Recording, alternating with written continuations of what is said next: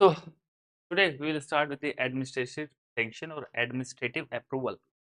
What do you mean by administrative sanction or administrative approval?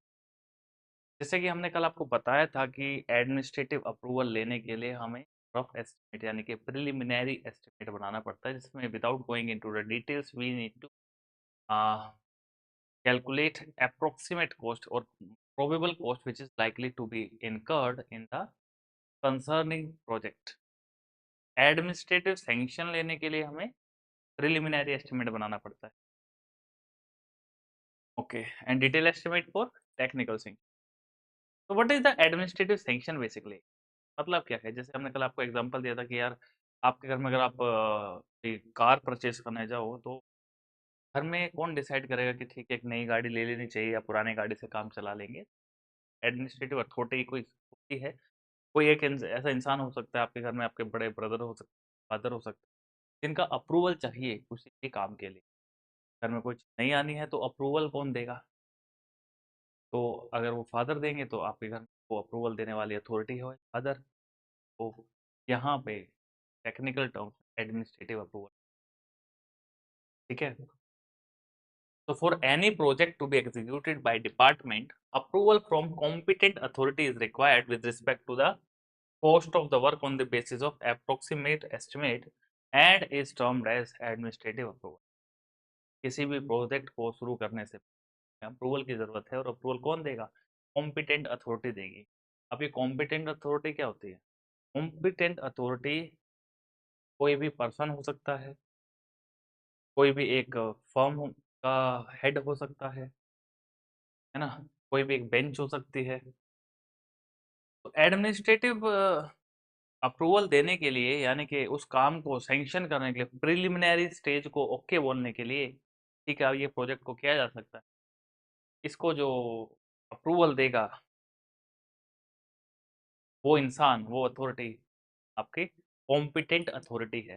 तो competent authority का approval मिलने के बाद ही काम आगे आप फाइनेंस डिपार्टमेंट पे जाते हैं, उसके बाद फिर टेक्निकल सेंक्शन के लिए आप डिटेल एस्टिमेट बनाते हैं. लेकिन प्रिलिमिनरी स्टेज पे, सबसे फर्स्ट स्टेज पे ही आपको अप्रूवल चाहिए कि वेदर दिस प्रोजेक्ट की जो फिजिबिलिटी है कि वो फिजिबल है भी कि नहीं, वो ऐसा वो प्रोजेक्ट को हम शुरू करेंगे भी कि नहीं. यही सबसे पहले अगर आपको जानना है या ऑर्डर्स लेने हैं तो सबसे पहले आपको एडमिनिस्ट्रेटिव अप्रूवल ही लेना पड़ेगा, फर्स्ट ऑर्डर,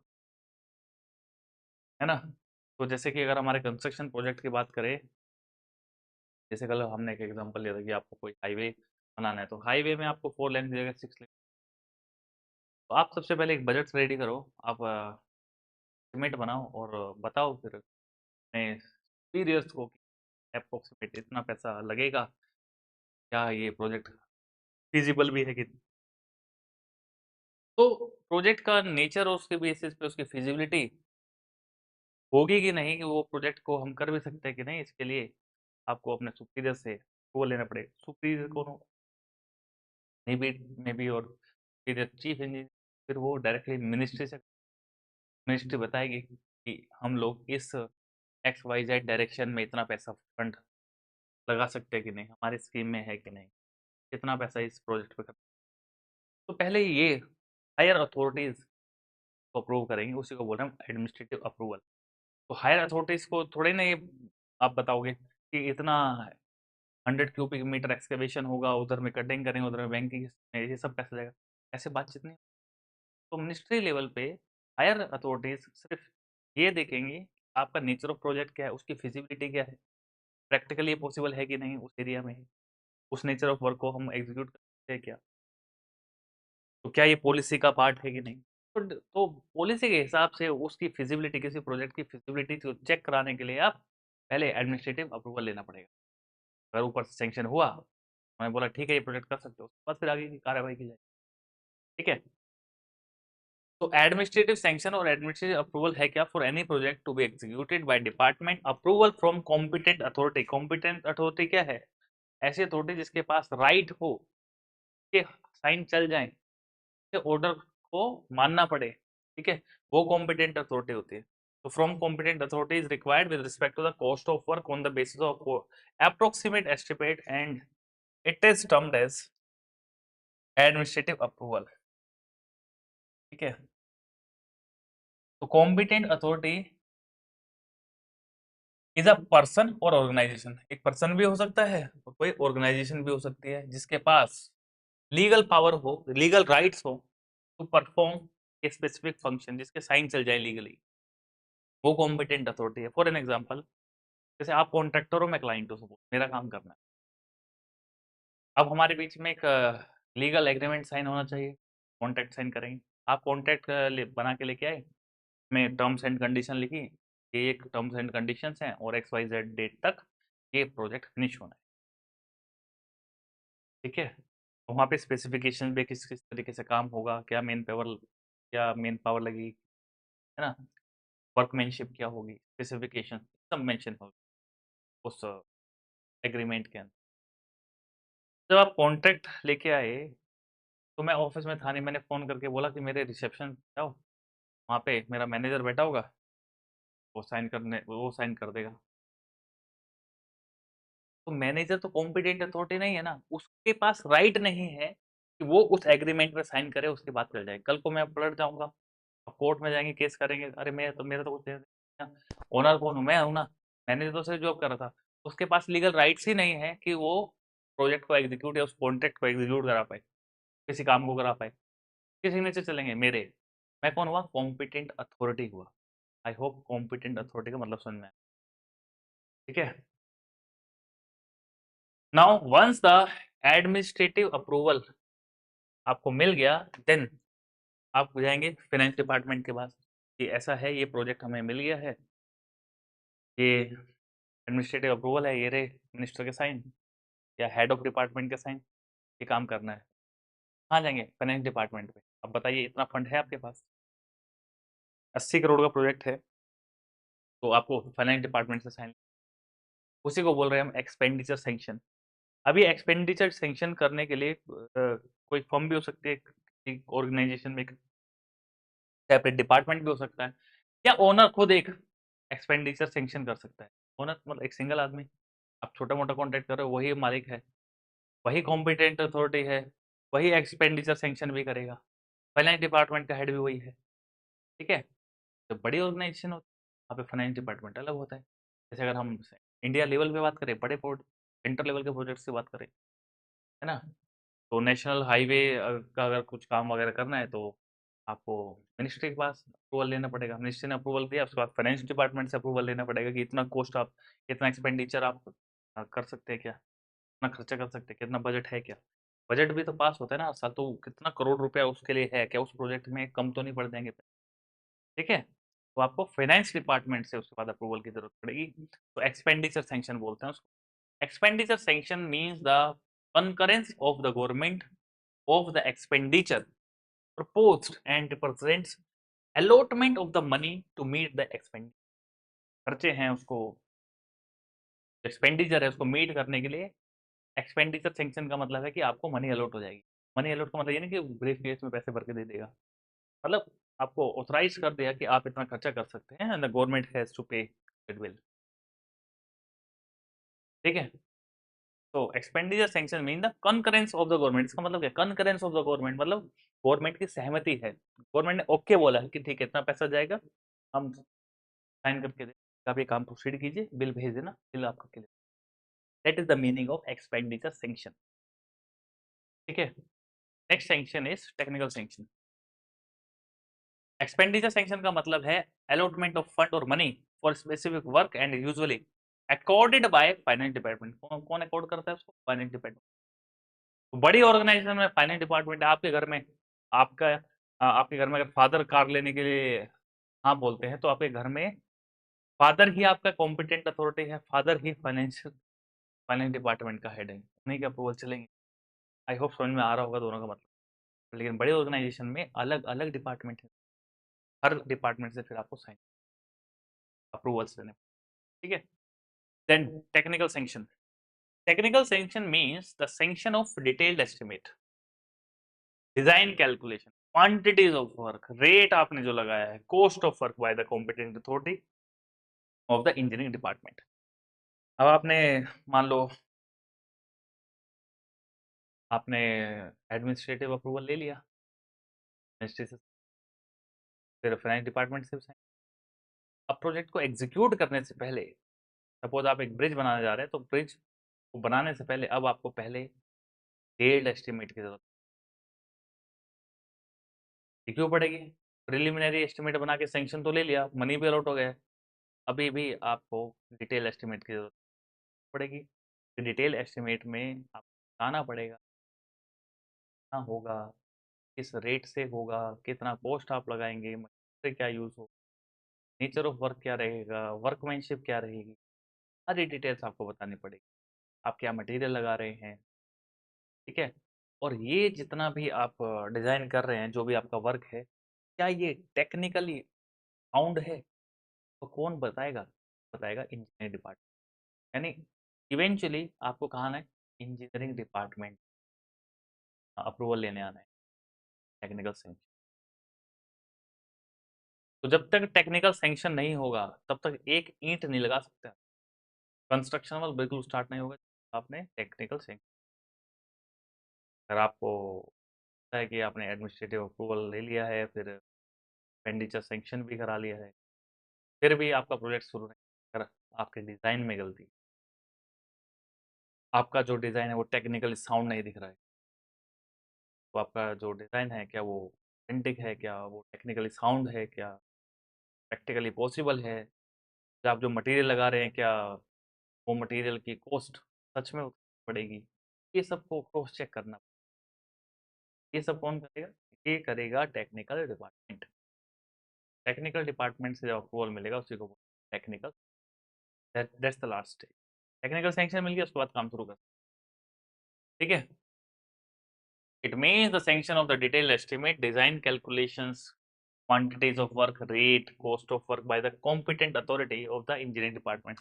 इंजीनियरिंग डिपार्टमेंट की जो भी कॉम्पिटेंट अथॉरिटी है उसका अप्रूवल लगेगा, ठीक है? अब इंजीनियरिंग डिपार्टमेंट में कॉम्पिटेंट अथॉरिटी होता कौन है? वेल, ये डिपेंड करता है कि प्रोजेक्ट की कॉस्ट कितनी, प्रोजेक्ट की कॉस्ट कितनी है, मतलब बेसिकली इंजीनियरिंग डिपार्टमेंट में टेक्निकल सैंक्शन देने के लिए पावर एलोकेट की गई है।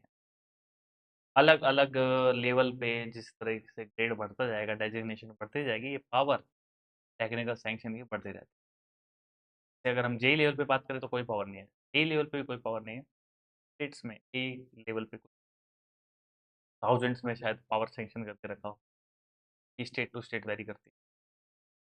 फिर आपका जो एग्जीक्यूटिव इंजीनियर है एक्चुअली, वहाँ से थोड़ी बहुत उनको अथॉरिटी यानी पावर देना स्टार्ट करते हैं। उसके बाद आता है सुपरिटेंडेंट इंजीनियर, लास्ट में चीफ इंजीनियर। चीफ इंजीनियर माई बाप होता है department, he is the supreme head department. Chief engineers के पास फुल अथॉरिटी होती है। हालांकि सेंट्रल लेवल पे अगर हम बात करें, सेंट्रल लेवल के जो बड़े प्रोजेक्ट्स होते हैं उसमें मिनिस्ट्री का भी इन्वॉल्वमेंट हो जाता है। तो वहाँ पे अगर मिनिस्ट्री ने रिटर्न में दिया है कि मिनिस्टर हैज़ फुल पावर, तो okay, full power. Otherwise central level पे चीफ इंजीनियर को भी रेस्ट्रिक्शन, अदरवाइज स्टेट लेवल पे तो चीफ इंजीनियर ही सुप्रीम हेड है, फुल पावर रहती है टेक्निकल सैंक्शन कितना भी करोड़ का करा, ठीक है? तो चीफ इंजीनियर डायरेक्ट टच में रहता है मिनिस्टर, ठीक है? तो पावर देखते हैं टेक्निकल सैंक्शन के लिए। चीफ इंजीनियर फुल पावर है, chief engineer has full power for project, and chief engineer is the final technical authority, it is the supreme head of the department. Then उसके बाद आएगा superintendent engineer, up to 1 crore, executive engineer up to 40 lakh. ये data सिर्फ approximate या indicative है। Indicative का मतलब ये जरूरी नहीं यही सही है, अलग अलग स्टेट में अलग अलग होता है। अलग अलग स्टेट में पावर अलॉटमेंट जो है वो सुपरिटेंडेंट इंजीनियर, एग्जीक्यूटिव इंजीनियर, सबकी पावर अलग अलग होती है। फॉर एन एग्जाम्पल, एग्जाम्पल के लिए आगे दिखाएंगे थोड़ी सी देर में, ये पहले दिखाई देते हुए पावर ही देख। तो ये है आपका accord of technical sanction of detail estimate. ये एक्चुअली है फाइनेंशियल पावर, दिल्ली का डेटा उठाया है मैंने, तो दिल्ली में assistant engineer accord to technical sanction to detail estimates extent of power in rupees for both original and maintenance work. Original work और maintenance work दोनों के लिए असिस्टेंट इंजीनियर को 6 लाख तक का अथॉरिटी दिया है कि if the project is up to then A K sign चल जाएंगे, ए को कॉम्पिटेंट अथॉरिटी बना दे अप टू 6 लाख। लेकिन अगर 100 लाख की बात है, 6 लाख से ज़्यादा है 100 लाख तक, तो फिर एग्जीक्यूटिव इंजीनियर के साइन चलेंगे। कॉम्पिटेंट अथॉरिटी यानी लीगल राइट्स किसके पास है? Executive engineer. Up to 10 crore superintendent engineer and chief engineer full power. ठीक है, लेकिन वहीं पे आप अपने पड़ोसी को देखें, आई थिंक शायद ब्लर हो, कैमरे में दिखा ये गुवाहाटी का है ना, डिपार्टमेंट दिसपुर गुवाहाटी। तो यहाँ पर chief engineer CE full power है, additional chief engineer up to 200 lakh, superintendent engineer 100 lakh, executive engineer 10 lakh. जबकि दिल्ली में कितना था ये? शायद 40 लाख। तो मैंने बोला ना स्टेट टू स्टेट वेरी करेगा। ये वैल्यूज, ये डेटा सिर्फ इंडिकेटिव है। हाँ, लेकिन यहाँ से आप एक हायरार्की का पता चल सकता है कि जेई, फिर आएगा एई, फिर आएगा एग्जीक्यूटिव इंजीनियर, फिर आएगा सुपरिटेंडेंट इंजीनियर, फिर आएगा चीफ इंजीनियर, कहीं कहीं पे एडिशनल चीफ इंजीनियर्स भी बीच में घुसा देते हैं। ठीक है, तो ये तो हायरार्की हो गई। अब पावर कहाँ से शुरू होती है? जनरली तो पावर एग्जीक्यूटिव इंजीनियर से शुरू होती है। दिल्ली में एई को भी पावर दिया गया है मेंटेनेंस वर्क या 6 लाख तक का जो भी कोई काम करा सकता है, वहाँ पे मेंटेनेंस करा सकता है, पेंटिंग वर्क करा सकता है, इतना चलो ए के साथ चल जाएगा, तो ऊपर नहीं। ठीक है, तो this is the hierarchy of the power.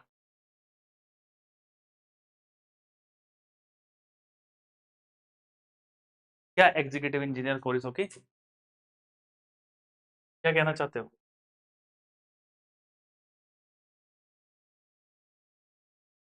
Then schedule of rates. Schedule of rate क्या है? अरे रेट लिस्ट है ये। भाई कितना काम कराएंगे, जैसे 1 क्यूबिक मीटर अगर अर्थ वर्क कर रहे हैं, मैशनरी वर्क कर रहे हैं, तो कितना चार्ज होगा? तो चार्ज आप अपने मर्जी से नहीं लेंगे, स्टेट अपने लिस्ट लगा निकाल के रखती है, या डिस्ट्रिक्ट लेवल पे करोगे तो लेवल पे एक शेड्यूल ऑफ रेट का लिस्ट हो। तो 3 types of schedules of rates मिलेंगे आपको, common, district and state. Common schedule states, district schedule states and states. ऐसे रेट जो पूरे स्टेट में एक ही होंगे, state schedule rate. District wise district schedule rate, और अगर कॉमन है through out the state that is common schedule rate. ठीक है, तो शेड्यूल ऑफ रेट क्या है? रेट लिस्ट है। कौन देता है? पीडब्ल्यूडी या फिर जीपीडब्ल्यूडी सेंट्रल लेवल पे।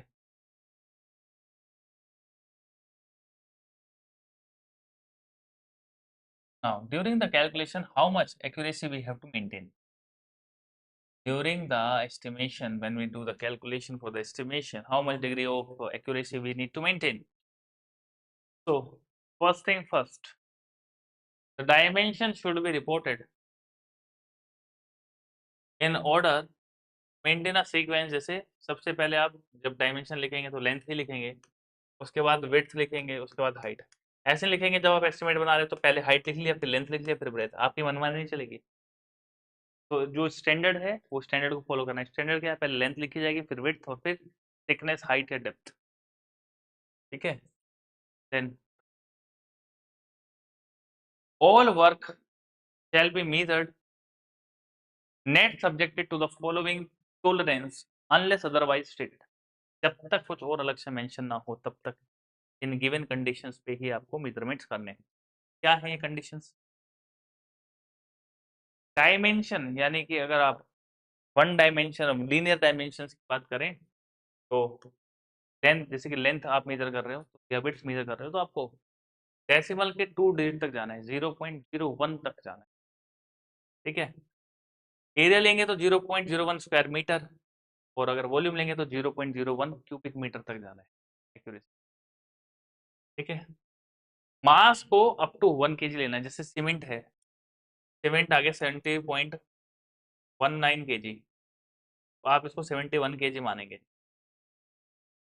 ठीक है। 72.8 केजी आ गया, तो आपको 73 केजी मानेंगे, पॉइंट कुछ नहीं होगा, एक्यूरेसी जो होगी वो 1 केजी के लिए होगी। वुड वर्क, ये इंपॉर्टेंट है अलग से,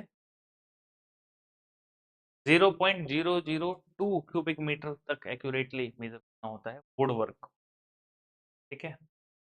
नाउ प्रिंसिपल ऑफ यूनिट्स, जब हम कोई भी आइटम ऑफ वर्क को कैलकुलेट कर रहे हैं तो या तो मास कैलकुलेट कर रहे होंगे, या फिर हम वॉल्यूम कर रहे होंगे, है ना, या फिर हम कोई ऐसा काम कर रहे होंगे जिसमें ज़्यादा थिकनेस इन्वॉल्व है। ऐसे काम में जहाँ पे हाई मास या वॉल्यूम या थिक वर्क की बात हो, तो उसको हम वॉल्यूम के टर्म्स में यानी क्यूबिक यूनिट में मेजर करेंगे, क्यूबिक मीटर, क्यूबिक फीट, अलग अलग कंट्री का अलग अलग सिस्टम ऑफ यूनिट हो सकता है। हम लोग तो जो मेजर करते हैं शैलो थिन या सरफेस वर्क है, जैसे पेंटिंग है, प्लास्टरिंग है। थिन है ना, यहाँ पे 6 mm या सॉरी 12 mm थिक प्लास्टरिंग आप करता है, इतना थिन है तो उस डायमेंशन को नेग्लेक्ट कर देता है, क्वांटिटी को एज अ सरफेस एरिया के terms they has to be computed in area wise square metre में कैलकुलेशन होगी।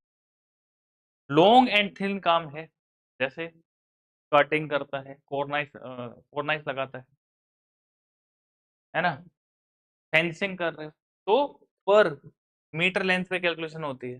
तो long and thin work shall be taken in linear और रनिंग यूनिट्स में, ठीक। पीस वर्क है, जॉब वर्क है, etcetera, they shall be numerated, that is taken in number. जैसे number आपको फेंस लगाने हैं, इंग्लिश टॉयलेट्स लगाने हैं, एसी लगाने हैं, ट्यूबलाइट लगाने हैं, तो ये सब नंबर्स में कैलकुलेट हो, कितने नंबर ऑफ फैंस है ना, तो ये नंबर्स में कैलकुलेट हो। Now classification of work according to their cost, cost के बेसिस पे प्रोजेक्ट को किसको हम मेजर मानेंगे, किसको माइनर मानेंगे, या किसको पिटी वर्क में क्लासिफाइड करेंगे। तो अगर कोई भी प्रोजेक्ट 2 लाख से ज़्यादा का है, कोई भी काम 2 लाख से ज़्यादा है, तो उसको हम major work not project work, any work which have the cost more than 2 lakh major, 50,000 से ज़्यादा है लेकिन 2 लाख को क्रॉस नहीं कर रहा है, ऐसा काम को हम माइनर वर्क बोलते हैं। और अगर 50,000 से भी कम का कॉस्ट आता है तो वर्क को हम पिटी वर्क बोलते हैं, ठीक है। पिटी वर्क मिसलिनियस वर्क, छोटा मोटा काम। वैसे ये भी बदल जाता है, अगर सीपीडब्ल्यूडी के लिए देखें तो सीपीडब्ल्यूडी ने आपको दो ही टाइप से क्लासिफिकेशन किया, 75,000 का उसने बाउंड्री माना है, 75,000 से ज़्यादा होगा तो मेजर, अदरवाइज पिटी वर्क, ठीक है। नाउ स्पेसिफिकेशन,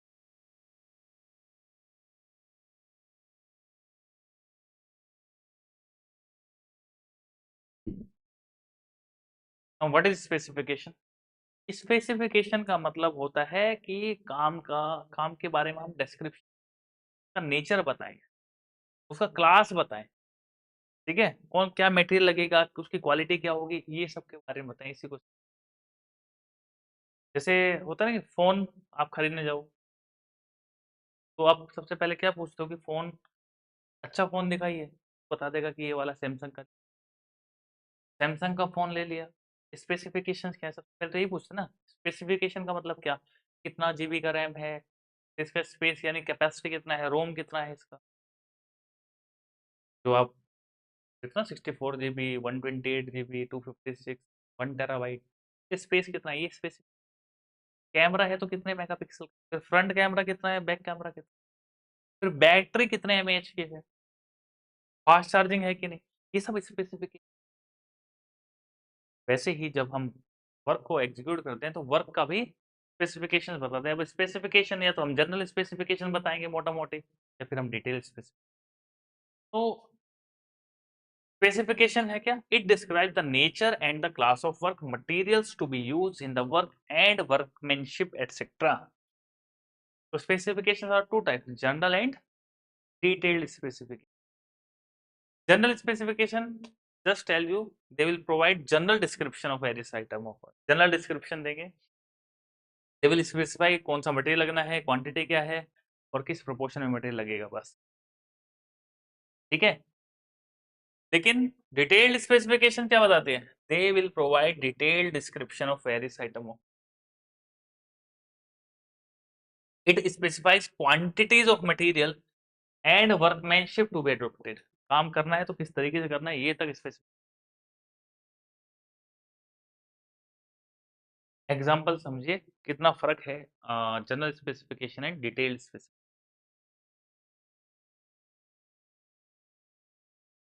अब देखिए, अगर मुझे सुपर स्ट्रक्चर में ब्रिक वर्क करना है तो जनरल स्पेसिफिकेशन किस तरह लिखी जाती है?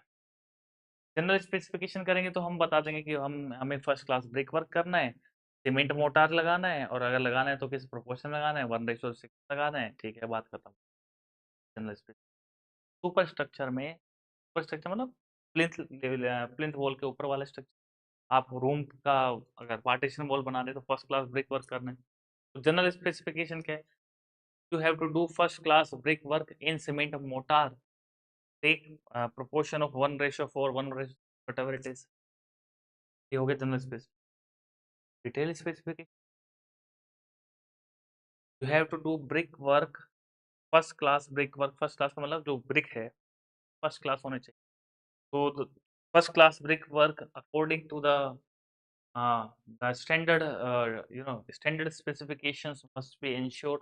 Standard specification first class brick का क्या है? इसका मतलब ये है कि जो फर्स्ट क्लास ब्रिक है उसके जितने भी इंजीनियरिंग प्रॉपर्टीज हैं वो सब इंश्योर होनी है. तो उसकी मिनिमम क्रशिंग स्ट्रेंथ कितनी है, वाटर एब्जॉर्प्शन कितना है, वो सब कुछ स्पेसिफिकेशंस में. ठीक है. फिर आप जो सैंड यूज कर रहे हो वो सैंड कैसा होना है, उसमें क्ले नहीं होना है, ऑर्गेनिक मैटर नहीं होना है. सीमेंट लोगे तो सीमेंट कौन सा यूज करोगे? ओपीसी करोगे. ओपीसी करोगे तो कौन से ग्रेड का करोगे, तो फाइननेस कितना होना है. तो हर चीज की काफी डिटेल में इंफॉर्मेशन दी जाती है डिटेल एस्टिमेट. जैसे एक example, super structure shall be of first class brick work with lime motor या 1:6 सीमेंट मोटार. लाइम से कर 1:6, खत्म हो गई. डिटेल्ड एस्टिमेट, डिटेल्ड स्पेसिफिकेशन देखिए. All bricks shall be of first class of standard specification made of good brick earth, thoroughly burnt, and shall be deep cherry red or copper color. Cement mortar shall be of fresh Portland cement of standard specification. Sand shall be sharp, clean, and free from organic matter. है ना, etcetera etcetera. तो छोटा सा part है. तो अगर आपको detail specification, you have must have deep knowledge of that work. ठीक है. आई होप कि general specification and detailed specification में फर्क समझ में आया हो. जनरल स्पेसिफिकेशन कहाँ लगती है? जनरल स्पेसिफिकेशन लगती है जनरल एस्टिमेट बनाने के लिए, यानी प्रिलिमिनरी एस्टिमेट बनाने के लिए, रफ एस्टिमेट बनाने के लिए, एडमिनिस्ट्रेटिव अप्रूवल लेने के लिए जब हम, तो वहां पे जनरल स्पेसिफिकेशन. और जब टेक्निकल सैंक्शन के लिए जाते हैं तब डिटेल एस्टिमेट बनाना पड़ता है. डिटेल एस्टिमेशन में स्पेसिफिकेशन भी डिटेल लगती है. Detail specification will be used in preparation of detail estimate and general specification will be used in preparation of approximate या preliminary estimate या abstract of it. ठीक है. Any doubts till now?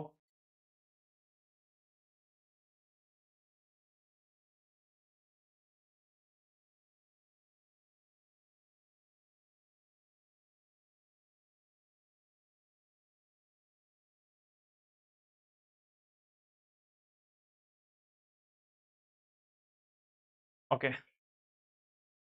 So there are numerous number of quantities, their measurements units and unit of payment. किस में measure होगा और उनका payment का यूनिट क्या है, किस unit? तो वैसे तो यहाँ पे 39 है, इनमें से जो टिक वाली हैं सिर्फ मतलब वैसे तो सब पता होना चाहिए. नॉलेज तो जितना ज़्यादा अच्छा है, लेकिन यहाँ से कुछ इंपॉर्टेंट्स मैंने मार्क किए हैं, उनको तो आपको याद रखना है। जैसे अर्थवर्क है, अर्थवर्क अर्थवर्क मतलब work which is related to soil, मिट्टी से जुड़ा हुआ काम, चाहे आप कटिंग करो, फिलिंग करो, बैंकिंग करो, कटिंग करो, फिलिंग करो, बैंकिंग करो, या फिर एक्सकवेशन, अर्थवर्क के अंदर ही है सब।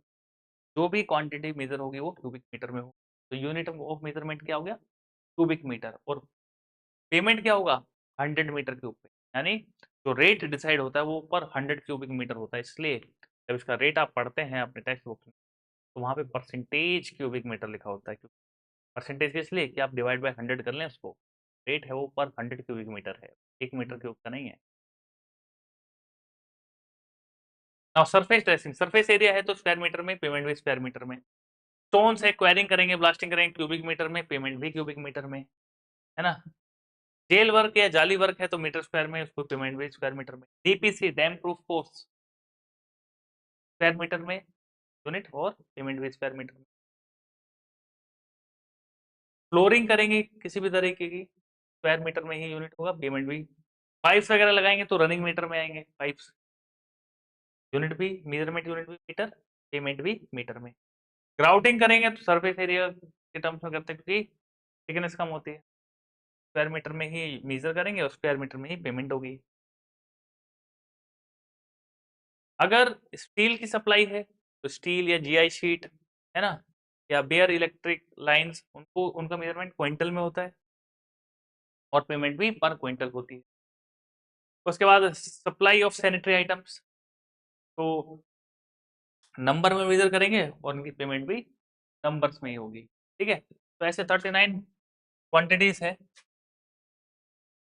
इंपॉर्टेंट क्वांटिटीज को हम वन बाय वन डिस्कस भी करेंगे।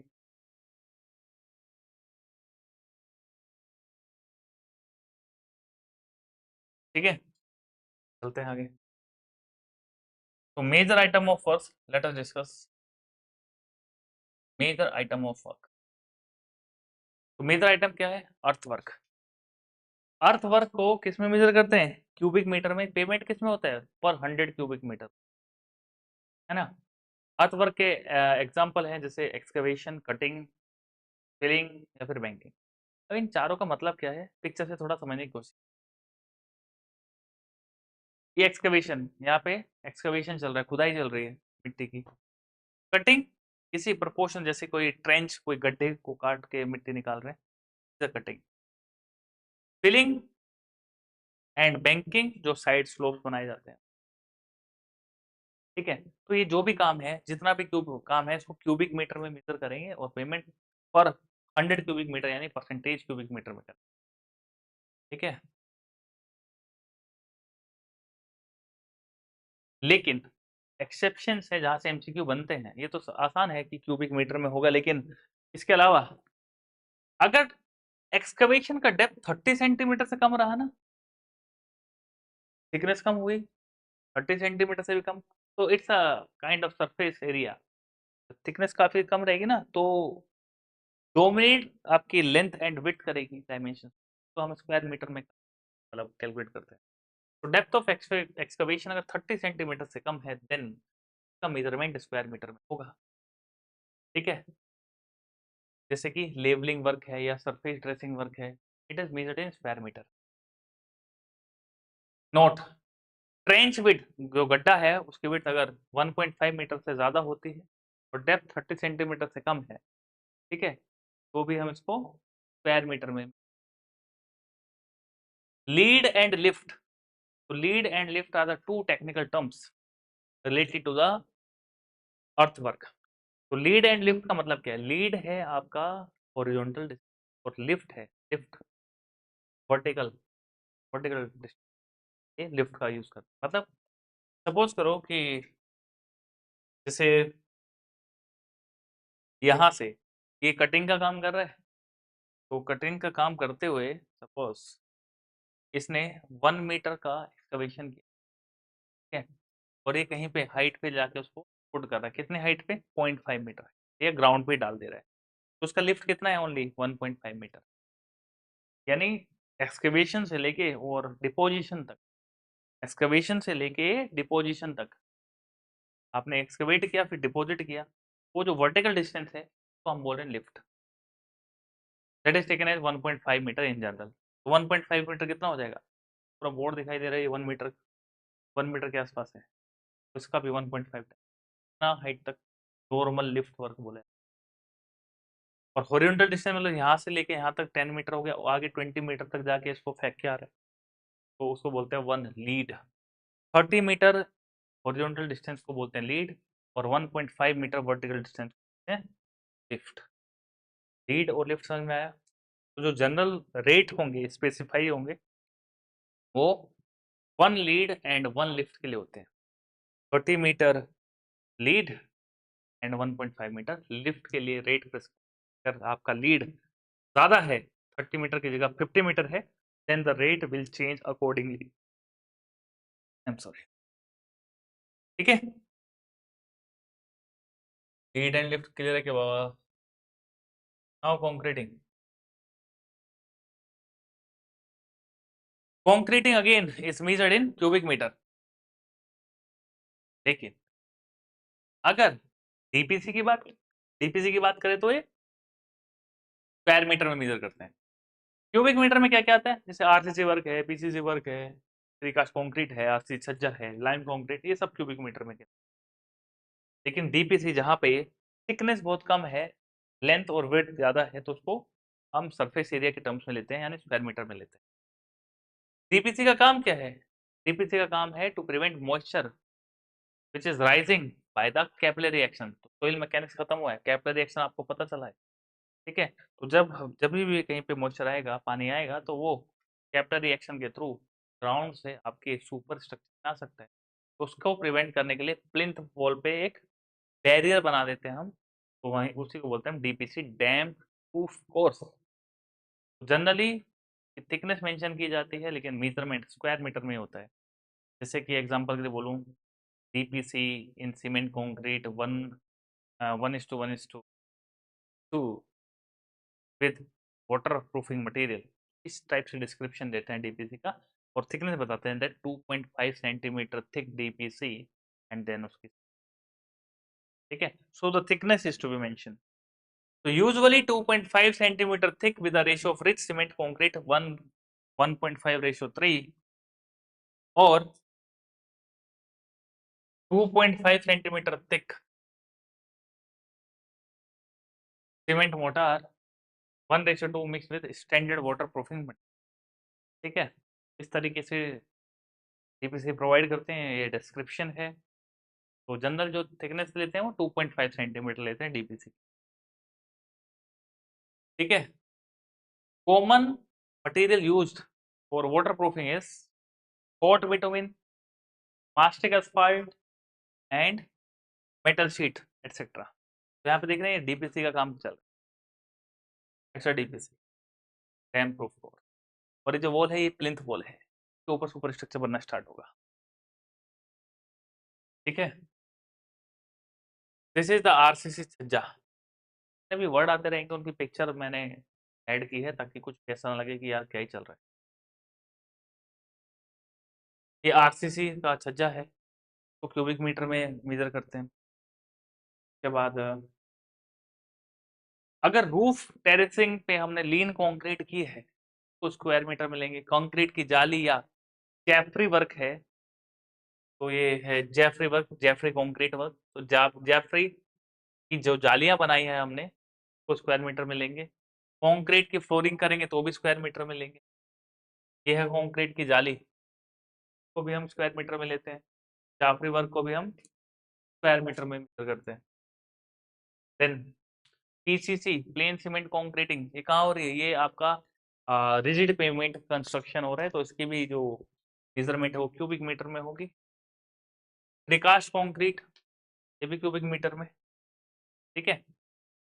तो स्क्वायर मीटर में क्या क्या है? डीपीसी है और जाफरी वर्क या फिर कंक्रीट जाली, ठीक है। Next is soling. सोलिंग क्या है?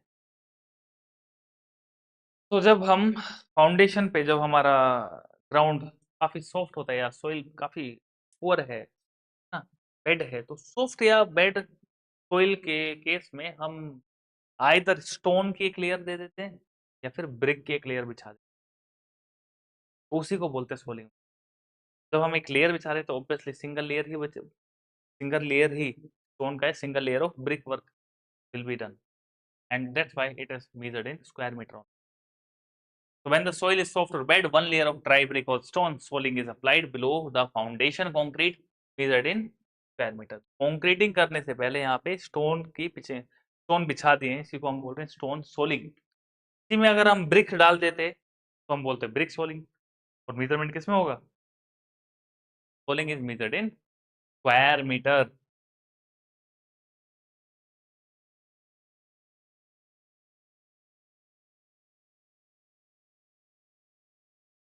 Next is steel work. Steel work के लिए थोड़ा सा कैलकुलेशन वर्क है, तो चलो कैलकुलेशन वर्क को मैं आपको बता देता हूँ थोड़ा।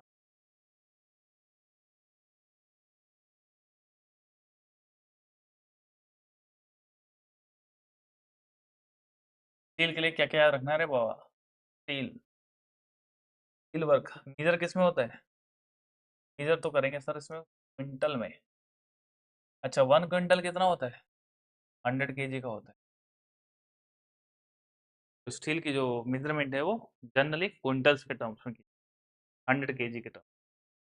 अच्छा, फिर यहाँ से क्वेश्चन बनता है स्टील की डेंसिटी कितनी होती है? स्टील की डेंसिटी तो ये होती है मास पर यूनिट वॉल्यूम, यानी कि 7850 किलोग्राम होता है 1 मीटर। नहीं, इसकी डेंसिटी कितनी है? 7850 kg पर मीटर। ये सवाल आता है। तो एक हो गया कि किसमें मेजर करेंगे, सेल्स में करेंगे। दूसरा डेंसिटी। थर्ड, अगर स्टील का रोड लिए, स्टील रोड, तो स्टील रोड का 1 मीटर में कितना वेट होता है? आता है खासकर आपके बार बेंडिंग शेड्यूल्स।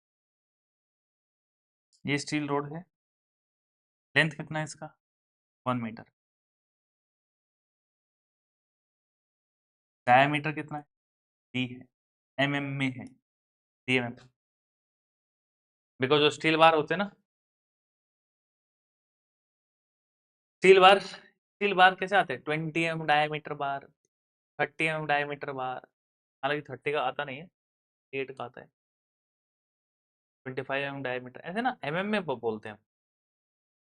तो पर मीटर लेंथ कितना वेट होगा, कैसे पता करेंगे? कि आगे फिर बार बेंडिंग शेड्यूल जब निकालेंगे तो वहां पे ये सब मोटे क्वेश्चन। तो देखिए, डेंसिटी होती है बेटा मास पर यूनिट, और आप निकालना चाहते हैं मास, डेंसिटी इंटू वॉल्यूम करना पड़ेगा कि नहीं?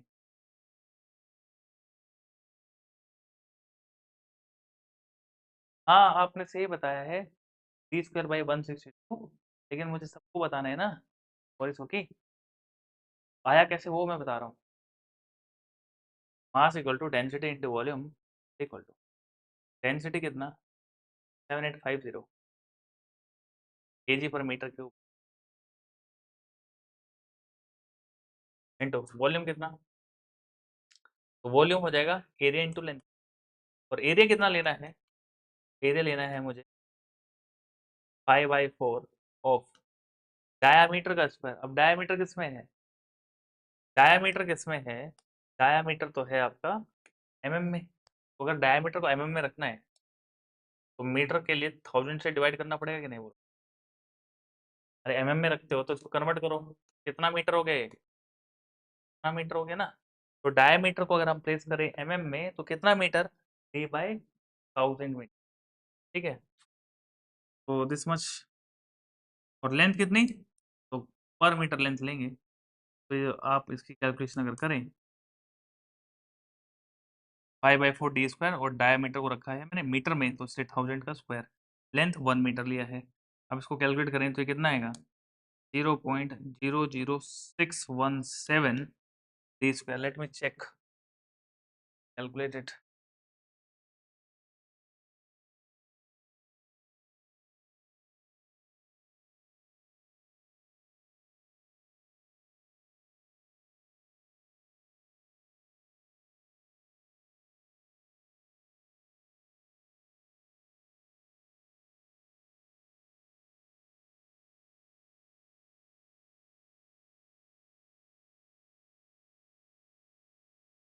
0.00617 टी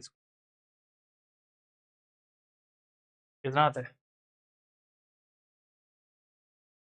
ठीक है, इसी को हम किस तरह लिख सकते हैं, देखिए जरा, इसी को कैसे लिख सकते हैं? m is equal to D square by 1/0.00617 ऐसे लिखा जा सकता है ना, इसको वापस ले जाओ वही बन जाएगा, है ना? when you solve this when you solve this fraction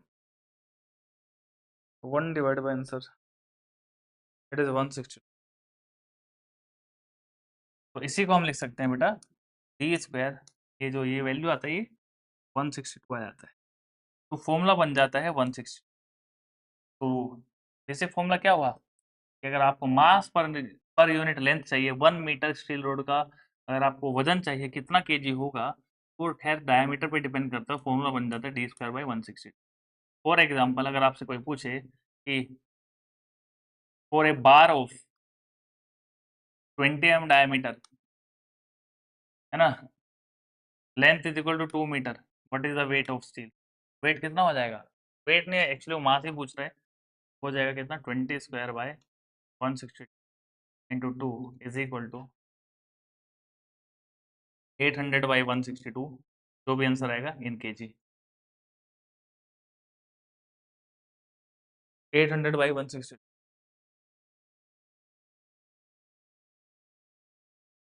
यानी 4.93 केजी, तो 4.93 केजी राउंड फिगर में ऑप्शन होगा 5 KG is the answer. Clear हुआ?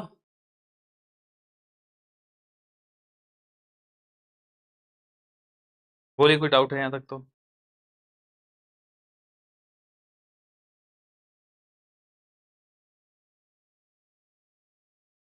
कोई डाउट है क्या यहाँ तक?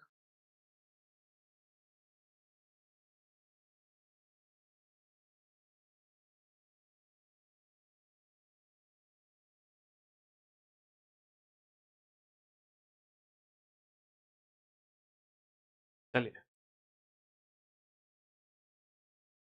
तो everything is mentioned in the notes, calculation है किस तरीके से आई है वैल्यू। अब क्या याद रखने हैं? दो वैल्यूज याद रखने हैं, एक तो इसकी डेंसिटी और दूसरा ये फॉर्मूला, ठीक है?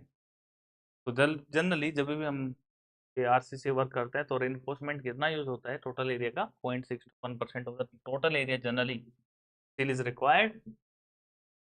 तो स्टील कहाँ कहाँ यूज हो सकता है कंस्ट्रक्शन इंडस्ट्री में? We can use them as a rolled steel section, binding wires, fabrications में, फास्टनर्स में, वायर नेट में, हाँ, यहाँ पे यूज करते हैं। अभी है क्या rolled steel sections and all, तो हर चीज़ का फोटो लेके आऊँ।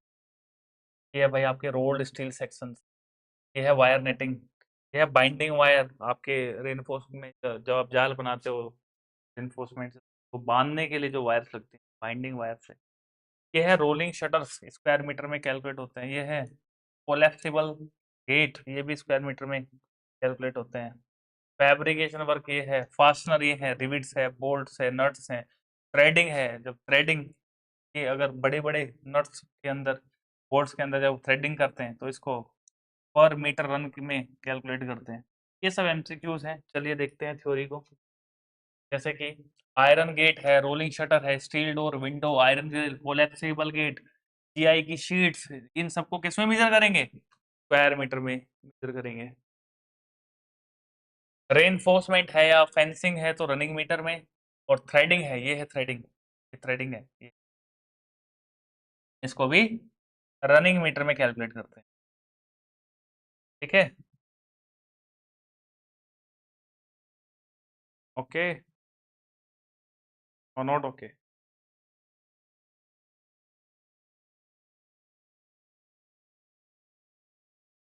ठीक, नेक्स्ट।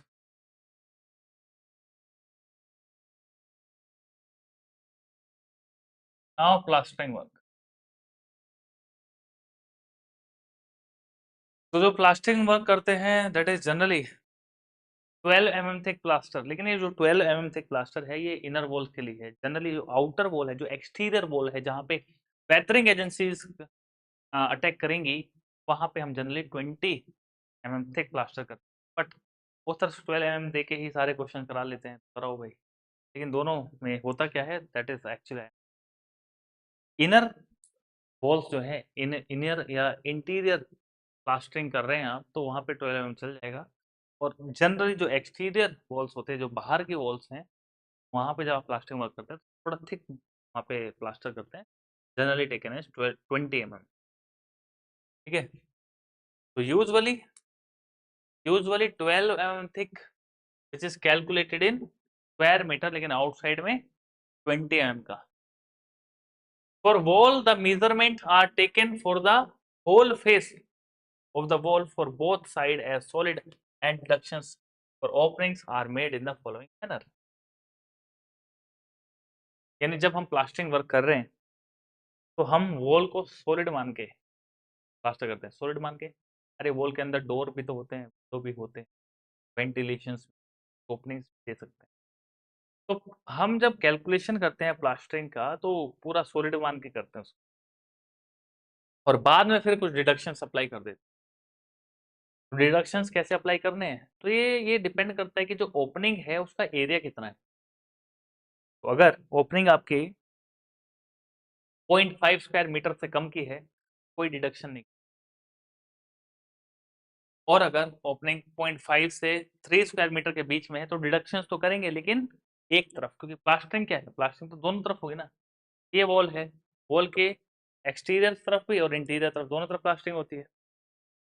लेकिन अगर इसमें ओपनिंग 1 स्क्वायर मीटर की हो गई तो डिडक्शंस हम करेंगे प्लास्टर को, वो एक ही तरफ से करेंगे, दूसरी तरफ से नहीं करेंगे। क्यों? क्योंकि यार जब आप अगर मान लो ओपनिंग दे रहे हो तो ओपनिंग दोगे, डोर के लिए ओपनिंग दी है, तो डोर के जो जैम्स है, जो सोफिट है, वहां पे भी तो प्लास्टर होता है ना।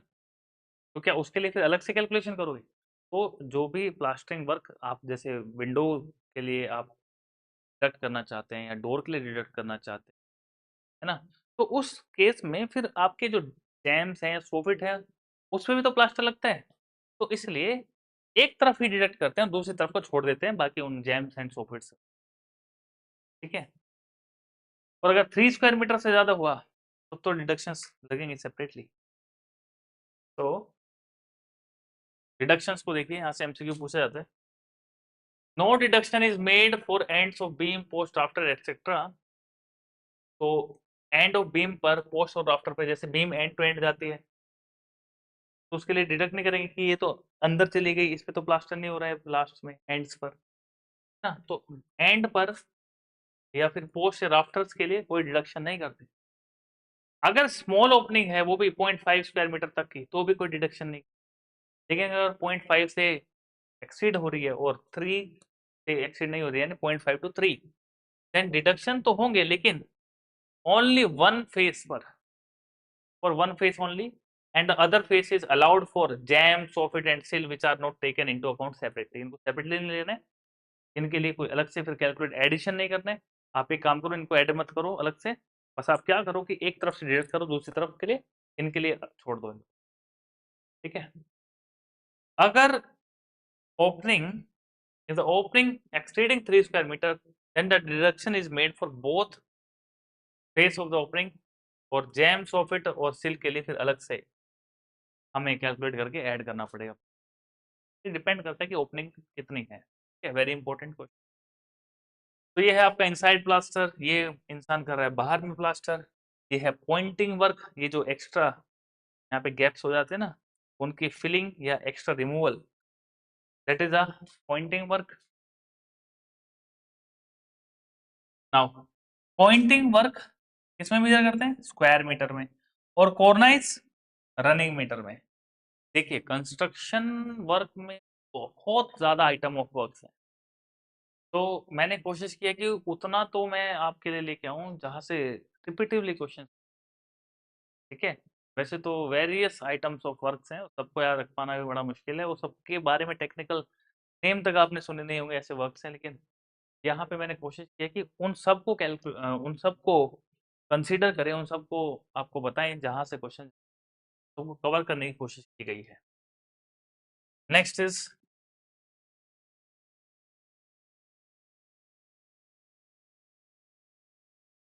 Brick work. तो ब्रिक वर्क का मेजरमेंट भी किस में होगा? क्यूबिक मीटर में होगा। Brick work also measured in cubic metre. लेकिन अगर थिकनेस 10 सेंटीमीटर क्यूब से ज्यादा है तभी ये कंसिडर होगा क्यूबिक मीटर। अगर 10 सेंटीमीटर से कम हुआ तो उसको हम स्क्वायर मीटर में ले लेंगे। क्यों 10 सेंटीमीटर का रखा? अरे एक ब्रिक का साइज ही 20 सेंटीमीटर होता है। ठीक है, this is the nominal size 20 centimetre. Standard size तो 19 सेंटीमीटर होता है, लेकिन जब ब्रिक मेसनरी कर रहे हैं तो मोटार भी तो लग रहा है ना, दोनों तरफ से सेंटर टू सेंटर पकड़ने से हाफ हाफ करके 1 सेंटीमीटर ऐड। तो in general 20 centimetre brick masonry में एक वॉल का जो सेंटर टू सेंटर डिस्टेंस होता है 20 सेंटीमीटर होता है। एक ब्रिक का लेंथ जो है वो 20 सेंटीमीटर है। अब इसका भी हाफ टुकड़ा कर दोगे तो क्या बचा? आधा ब्रिक बचा। तो हाफ ब्रिक थिक का मतलब होता है 10 सेंटीमीटर। तो अगर आपकी वॉल हाफ ब्रिक थिक है, क्योंकि यूज करते हैं हम पार्टीशन वॉल में, तो पार्टीशन वॉल की जो कैलकुलेशन है वो स्क्वायर मीटर में हो जाएगी। लेकिन वहीं पे अगर आपने 1.5 ब्रिक थिक यूज किया है, इसका मतलब क्या है? 1.5 ब्रिक का मतलब है 1.5 ब्रिक की लेंथ, दैट इज 20 इंटू 1.5, यानी कि 30 सेंटीमीटर की थिकनेस है आपकी ब्रिक वॉल की। तो इसको क्यूबिक मीटर में करेंगे। कहने का मतलब ये है बेटा कि अगर थिकनेस 10 सेंटीमीटर या इससे कम होती है तो कैलकुलेशन स्क्वायर मीटर में होगी, और 10 सेंटीमीटर ज़्यादा है तो फिर क्यूबिक मीटर में कैलकुलेट। तो जैसे पार्टीशन वॉल है, आप देखेंगे यहाँ पे थिकनेस, ये आपको दिखाई दे रहा है स्ट्रेचर, ये स्ट्रेचर, ये क्या है? हेडर है ये। अब स्ट्रेचर हेडर का मतलब क्या है? ये आपकी ब्रिक है, ये होता है स्ट्रेचर, ये होता है हेडर। ये है 10 सेंटीमीटर, ये है 20 सेंटीमीटर। तो इसको कैसे रखा गया है? स्ट्रेचर स्ट्रेचर एक साथ रखे ना। हेडर थिकनेस कौन देगा? हेडर देगा। कितना है? 10 सेंटीमीटर। तो पार्टीशन वॉल 10 सेंटीमीटर की बनी है, इसलिए इसका मेजरमेंट स्क्वायर मीटर में होना चाहिए। इसके अलावा हनी कॉम्ड ब्रिक वर्क है, इसको भी हम स्क्वायर मीटर में लेते हैं। सोलिंग है, यहाँ पे ये ब्रिक सोलिंग है, पीछे हमने देखा था वो स्टोन सोलिंग था। तो ब्रिक सोलिंग को भी हम स्क्वायर मीटर में। तो ब्रिक वर्क का जो जनरल मेजरमेंट है वो तो क्यूबिक मीटर है, लेकिन एक्सेप्शन से क्वेश्चन पूछ जाते हैं किस किस को स्क्वायर मीटर में मेजर करेंगे, तो क्वेश्चन वहां से बनेगा। ठीक है,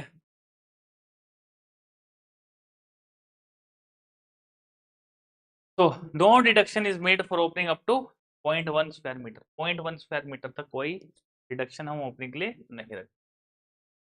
ठीक है, वुड वर्क की बात करें तो वुड वर्क, तो डोर्स, विंडोज, इनके जो फ्रेम या चौखट्स हैं उनको हम कैलकुलेट करते हैं क्यूबिक मीटर में।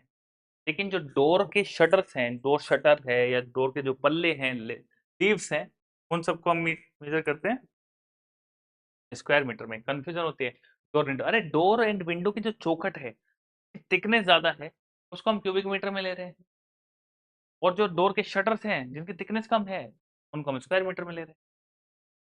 वुड वर्क जैसे कि वुडन बीम है या वुड से बने हुए कॉलम जिसको हम पोस्ट बोलते हैं, वुडन रूफ है या चौखट है तो थिक है ना, उन सबको हम क्यूबिक मीटर में मेजर करते हैं। ठीक है, डोर्स एंड विंडोज के जो फिटिंग्स हैं जैसे कि बोल्ट है, हिंज है, हैंडल्स है ना, इन सबको हम नंबर्स में मेजर करेंगे। ये है वुडन बीम, ये बस्ती एरिया में, विलेज एरियाज में यूज होता है, हमारे गांव में तो आज भी यूज होता है।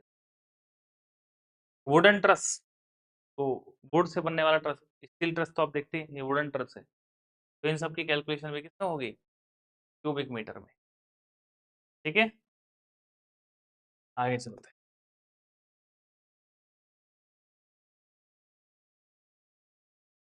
नेक्स्ट है जो stone masonry. Stone masonry also measured in cubic metre, चाहे वो रबल मैसनरी हो या एशलर मैसनरी। फर्क क्या है rubble and ashlar masonry?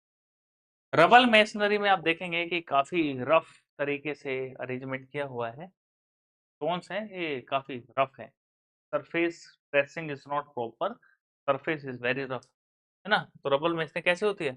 Rough होती है। इसकी वजह से यहाँ पे जो गैप्स हैं वो ज़्यादा वाइड हैं, तो इसमें जो मोटार लगेगा वो ज़्यादा लगेगा। सीमेंट मोटार अगर आप लगा रहे हो उसको ज्वाइन करने के लिए, मैसनरी करने के लिए स्टोन की, तो स्टोन मैसनरी में यहाँ पर सीमेंट क्वांटिटी यानी कि मोटार की क्वांटिटी ज़्यादा लगेगी। क्यों? क्योंकि cracks are very wide, because the dressing is not proper. लेकिन एशलर मैसनरी में स्मूथ टेक्सचर आएगा, जिसकी वजह से क्रैक्स भी काफ़ी फाइन होंगे ना। तो ये कब होगा? जब आप स्टोन की ड्रेसिंग करेंगे, ठीक है। तो रबल मैसनरी में रफ रहेगा, लेस ड्रेस स्टोन यूज होते हैं, क्रैक्स भी वाइड होते हैं। लेकिन एशलर मैसनरी में स्मूथ टेक्सचर मिलेगा, ड्रेस स्टोन्स यूज किए गए हैं, क्रैक्स भी फाइन है, तो मोटार की क्वांटिटी भी कम आएगी, ठीक है। Then this is the stone chhajja, these are the stone chhajjas. because why I am mentioning it, because they are running, they are measured in square meter। तो जितने भी एक्सेप्शन है वो सब कोशिश किए मैंने ऐड कर, जहाँ जहाँ पे मिस्टेक। फ्लोरिंग वर्क है तो फ्लोरिंग वर्क तो थिकनेस कम है ना, तो स्क्वायर मीटर में होगा। लेकिन अगर 7.5 सेंटीमीटर से ज्यादा थिक फ्लोरिंग कराई ना क्यूबिक मीटर में, तो it will be measured in cubic metre. तो इसको याद रखना है, 7.5 सेंटीमीटर से कम थिकनेस का है तो सरफेस एरिया के टर्म्स में लेंगे, स्क्वायर मीटर में लेंगे। अगर 7.5 सेंटीमीटर से थिक हो गया तो क्यूबिक मीटर में, ठीक है। इसके अलावा मिसलीनियस वर्क, जैसे एसी शीट है, फॉर्म वर्क है, पॉइंटिंग है, शटरिंग है, वाइट वॉशिंग है, पेंटिंग है, डाडो वर्क है, डिस्टेम्परिंग है, सेंटरिंग वर्क है, ये सब किस में मेजर होते हैं? स्क्वायर मीटर में। इलेक्ट्रिक वर्क, तो कितने नंबर ऑफ पॉइंट्स आप दे रहे हो, कितने नंबर ऑफ फैंस आप लगा रहे हो, कितने नंबर ऑफ ट्यूबलाइट्स आप लगा रहे हो, बल्ब लगा रहे हो, तो इनको कैलकुलेट करते हैं इन टर्म्स ऑफ पॉइंट्स और number. Skirting, cornice, edging, string course, इन सबको रनिंग मीटर। अब स्कर्टिंग क्या है आगे देखते हैं, आएगा फिगर, डोंट वरी, सारे फिगर आए। हाँ, व्हाइट वॉशिंग और कलर वॉशिंग डिस्टेम्बर। तो व्हाइट वॉशिंग, कलर वॉशिंग या distemper on AC and GI sheets will be increase. तो ये पॉइंट नोट करने वाला है कि जो एसी शीट होती है या जीआई शीट होती है ना, वहां पे जब हम व्हाइट वॉश करते हैं या डिस्टेम्बरिंग या कलर करते हैं तो उनका एरिया बढ़ जाता है। क्यों? कि नॉर्मल शीट तो ऐसे होती है, और एस्बेस्टोस शीट या galvanised iron sheet, GI sheet, AC sheet कैसे होते हैं? कैसे होते? Corrugated,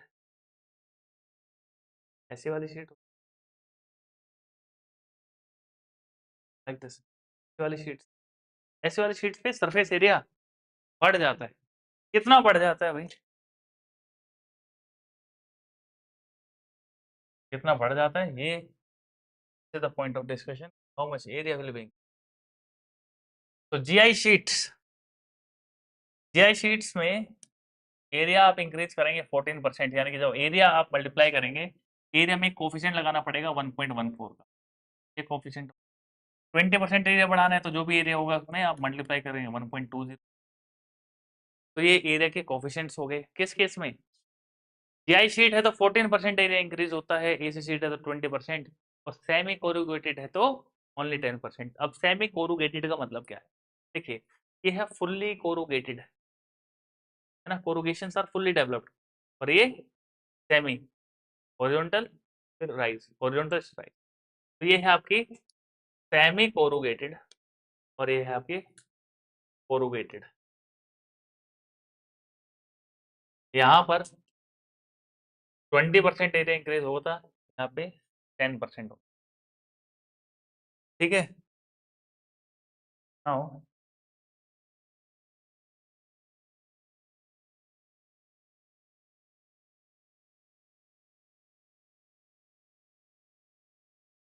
can you do a simple calculation for me? Can you solve this question? Do it fast. Calculate the cost of plastering a wall of dimension 6 meter by 3.5 metre. एक wall है 6 metre, पहले क्या देते हैं, length देते हैं।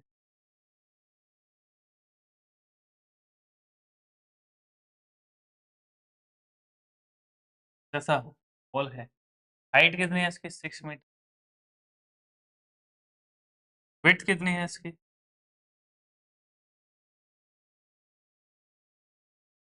Length is 6, height लिखते हैं length, then this is width, yes, and high is 3 point.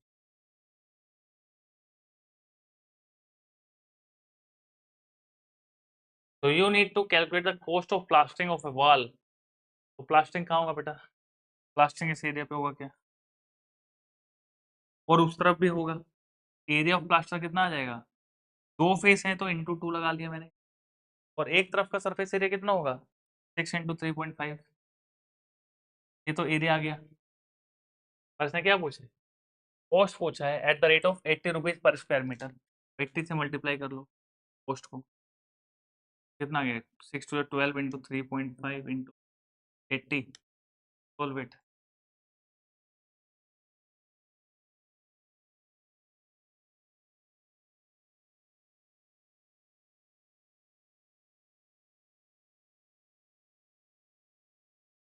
तो ये आ गया 33 रुपीज 3360।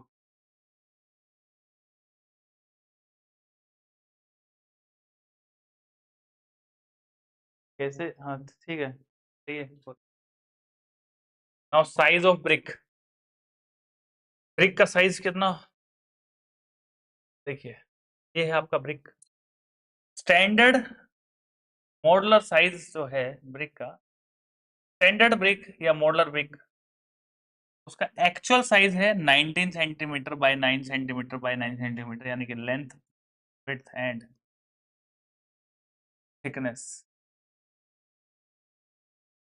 नॉमिनल साइज, तो नॉमिनल का मतलब क्या है, जब हम इसमें सीमेंट मोटार ये ऐड कर लेते हैं तो 1 सेंटीमीटर बढ़ जाता है, तो 19 की जगह 20 एंड 10 1 सेंटीमीटर का addition. Standard modular brick tile, तो स्टैंडर्ड मॉडुलर ब्रिक टाइल है तो सिर्फ थिकनेस को कम कर देंगे, 9 सेंटीमीटर की जगह -5 करके 4 सेंटीमीटर हो जाएगा, बाकी सब सेम। नॉमिनल साइज करने के लिए 1 सेंटीमीटर बढ़ा देंगे तो 5 सेंटीमीटर। तो डायरेक्टली एमसीक्यूज पूछे जाते हैं, you have to remember this data.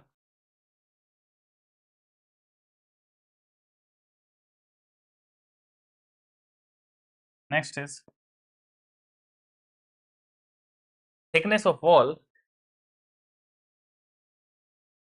With standard brick. तो वॉल का साइज हाफ ब्रिक है तो 10 सेंटीमीटर मतलब है, वन ब्रिक यानी कि लेंथ कितना है उसका 20 सेंटीमीटर, इसलिए थिकनेस को अगर हम बोल रहे हैं वन ब्रिक थिक है यानी कि 20 सेंटीमीटर थिकनेस वो, ऐसे 1.5 32 ब्रिक 1 से 40 and so on. Now if somebody ask you कि आप ये बताइए मुझे how many number of bricks, how many number of bricks are required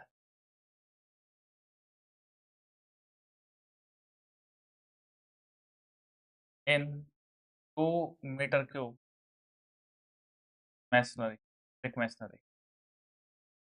तो पर क्यूबिक मीटर निकाल लेते हैं, जितना 1 क्यूबिक मीटर के लिए चाहिएगा वो मल्टीप्लाई कर देंगे फिर 2। तो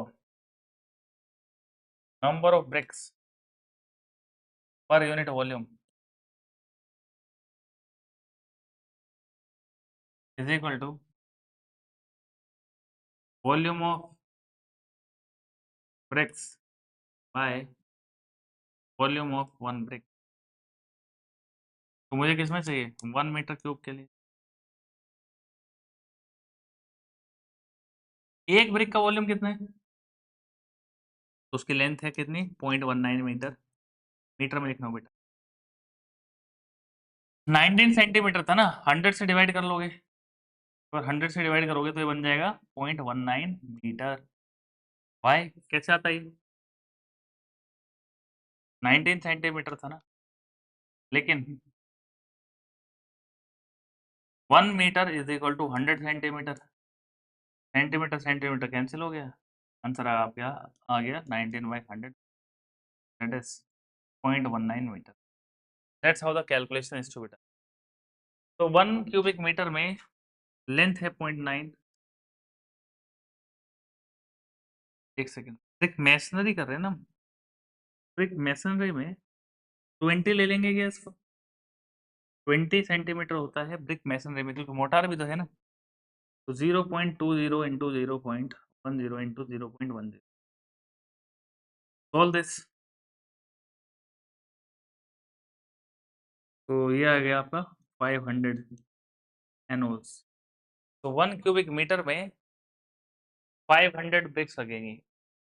in the 1 cubic meter brick masonry work 500 number of bricks are required। तो 2 क्यूबिक में पूछा था, तो 2 के लिए कितना हो जाएगा, तो मल्टीप्लाई कर लो यार, 1000 ब्रिक्स लगेगा 2 क्यूबिक मीटर ब्रिक मैसनरी। ठीक है, next, now try to solve this question.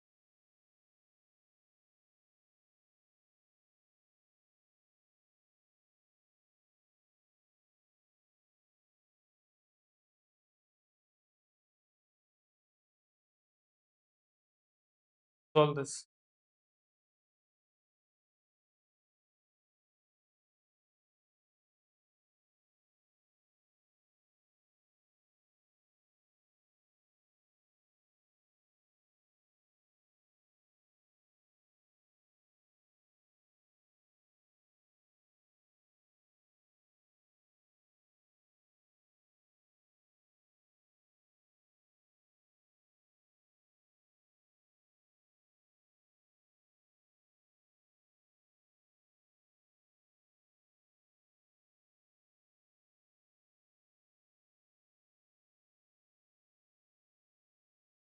हो पा रहा है?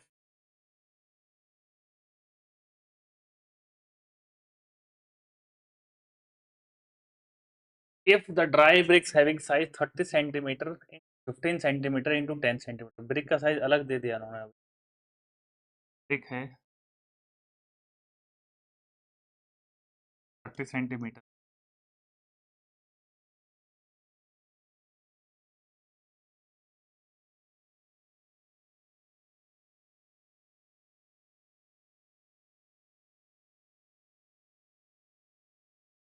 सेंटीमीटर।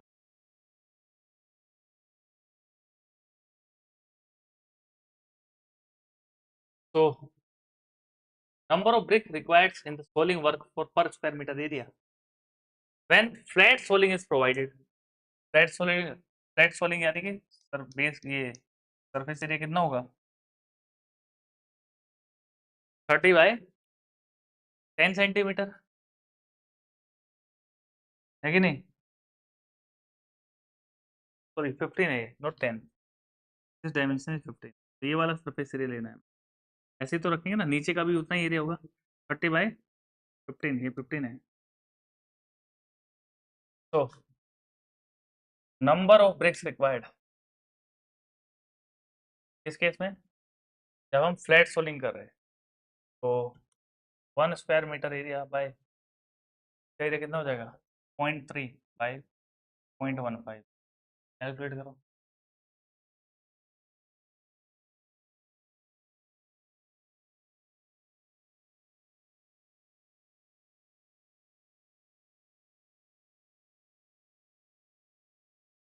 तो ये आंसर आ रहा है मेरा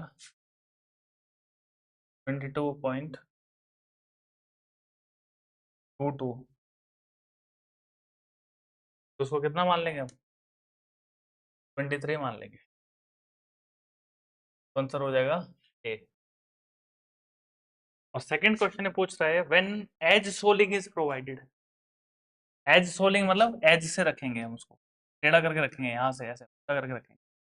जैसे ये ब्रिक है, अभी इसको फ्लैट सोलिंग का मतलब क्या है कि ऐसे सीधा रख दिया, सीधे सीधे रखते चले गए हम ऐसे ना। अभी एज सोलिंग का मतलब क्या है कि इसको ऐसे एज एज से रखा जाए, ऐसे रखेंगे तो ये सरफेस एरिया होगा। तो लेंथ इंटू थिकनेस 30 इंटू 10,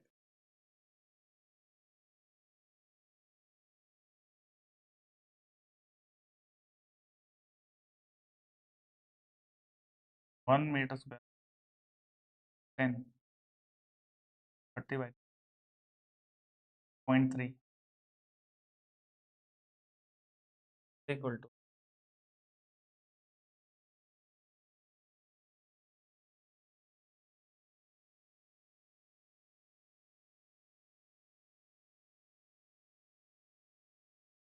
तो ये आ गया मेरा 33.33 से 30 करें। ठीक है, तो ये छोटे मोटे कुछ क्वेश्चन आते हैं।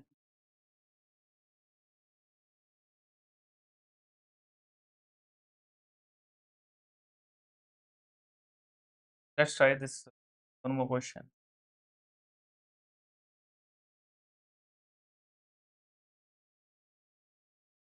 A septic tank having dimension 5 meter by 4 meter by 3 meter is provided with a brick lining along the inner side of the tank. Tank के साइड में लगाना है। Calculate the total area required, सिर्फ area निकालना है आपको। Area कितना हो जाएगा, एक टैंक दिया है, ये हो गया आपका सेप्टिक टैंक। ठीक है, और डायमेंशन क्या है, 5 मीटर,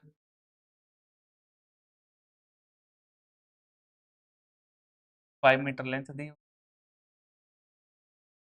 4 मीटर इसकी, 3 मीटर हाइट दी है। तो सरफेस एरिया क्या हो जाएगा, वो सरफेस एरिया एक तो ये वाला हो जाएगा, इसके जैसा ही उधर का भी हो गया। और एक ये फ्रंट वाला एरिया हो जाएगा, ऐसा ही इसके पीछे वाला हो जाएगा ना, वो वाला इसके पीछे। ये टॉप का और बॉटम को छोड़ देंगे, एरिया कितना हो जाएगा इसके। तो टू फेसेस हैं, फ्रंट वाले और बैक साइड वाले। फ्रंट के लिए 5 बाय प्लस, फिर ये जो ब्लू वाला एरिया है, कितने हैं, 2 हैं, एक का एरिया कितना है, 3/4, कितना हो गया ये,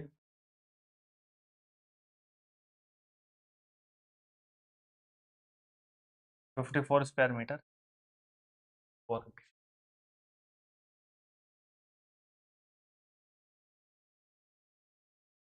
ठीक है, कोई डाउट हो तो पूछना, आसान से क्वेश्चन है।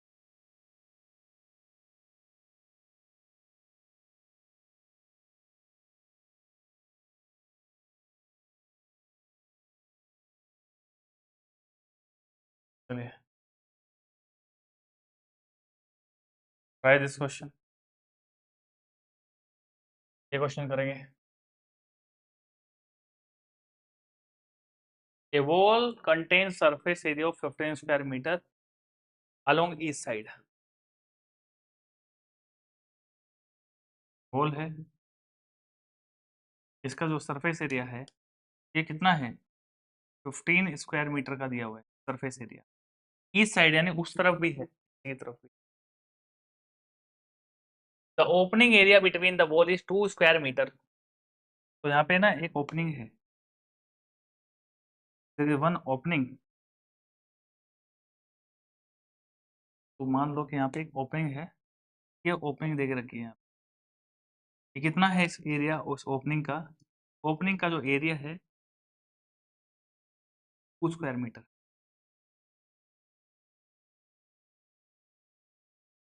तो प्लास्टरिंग का एरिया कितना हुआ, ओपनिंग का एरिया है तो डिडक्ट करना पड़ेगा ना। तो टोटल सरफेस एरिया कितना है बताइए, टोटल सरफेस एरिया तो ये हो जाएगा ट्वाइस, क्यों, एक इधर है उधर भी फेस है पीछे की तरफ, ट्वाइस ऑफ 15। तो टोटल तो 30 स्क्वायर मीटर एरिया है। तो इसमें क्या डिडक्शंस लगेंगे, यस डिडक्शंस लगेंगे। लेकिन हमने पढ़ा था कि अगर 0.5 तक है तो नो डिडक्शन, 0.5 से 3 के बीच में है तो ओनली वन साइड डिडक्शन होगा। तो ये तो 2 की रेंज में आ रहा है, सिर्फ वन साइड का डिडक्शन करेंगे। तो प्लास्टर एरिया कितना हो जाएगा, area of plaster is equal to 30 minus only 2, 28 square metre. तो ये आंसर होगा आपका 28 स्क्वायर मीटर, 26 नहीं होगा, दोनों साइड डिडक्शन नहीं कर सकते आप, क्योंकि ये रेंज कहाँ है 0.5 to 3। देखो इसने गलती की ना, 26 लिख रहा है, क्यों, ये दोनों तरफ से इसने डिडक्ट कर दिया, 2 इधर से और 2 पीछे से। अरे जब ओपनिंग एरिया 0.5 से 3 स्क्वायर मीटर के बीच में हो, deductions are made only one side, ठीक है, फिर जो बाकी जो वन साइड है वो छोड़ देते हैं जैम सोफिट वगैरह में प्लास्टरिंग के लिए, ठीक है। तो this is one homework question, try this, consider the given wall arrange, अच्छा वॉल मैं नोट्स भेज दूंगा, उसके अंदर है ये क्वेश्चन। आज के लिए इतना ही, कुछ डाउट्स कुछ क्वेश्चंस हैं, एनी डाउट्स और questions for today, ask me.